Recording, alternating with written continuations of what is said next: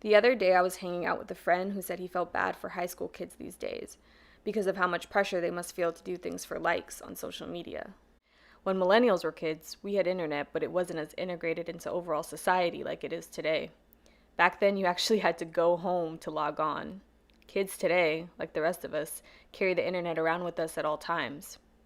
I agreed with him. It's upsetting to think about all the kids who, out of desperation, do things just to be cool online so they can be accepted by their social circles.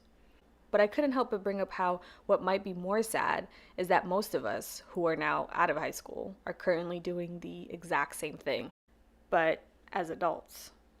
Say hello to the like button, invented in 2007 by Justin Rosenstein, for internet users to, with a click of a mouse, exclaim their preference for a bit of information.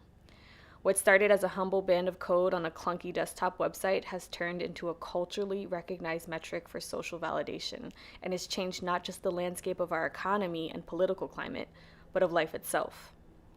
To live in a society that does things for likes is to live in a society where people buy clothes, travel, start businesses, get married, not to actually enjoy any of these things, but to be digitally praised for them. But I don't have to tell you this, you already know it.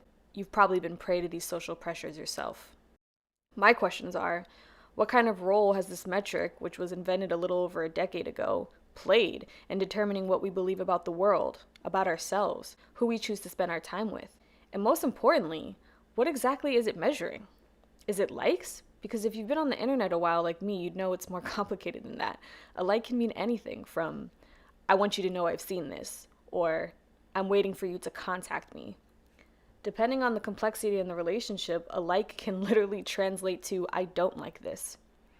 When you think about it, it's really just a clumsy symbol that slipped its way into a common way humans try to communicate various unrelated things. Not only is the idea of us using this metric to communicate and claim social power in our personal lives horrifying, but some of the world's most powerful companies, and of course our current president, is also exercising this unit of measurement to claim social validation and dominance. Because of when and why this metric was invented, I can't help but see it as an outdated remnant of pre-mobile internet that got exploited to feed the vicious demands that come from tending an advertisement business model. But for our personal lives, the like button sort of reminds me of those DVD players that had a VHS portion attached to it. I mean, sure, it's there, but do we even need it? And is it worth it to still keep it around?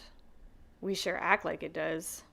In my experience working with these brands, many of them run around absolutely frantic about how to accumulate likes and other vague metrics, as if the health of their company depended on it. And usually, with some creative brainstorming and a slight tolerance for innovation, you can watch the illusion of this problem evaporate. But more than I care about the health of these companies, I care about the health of my generation. And I think that before we jump headfirst into designing our lives and eventually our society to accumulate this random metric as a way to feel better about ourselves, it's important we first grab these things by the neck, lay them down on the table, and figure out if they're any good for us, what they really represent, and if they offer life any meaning. If not, things can get out of hand. Maybe they already are.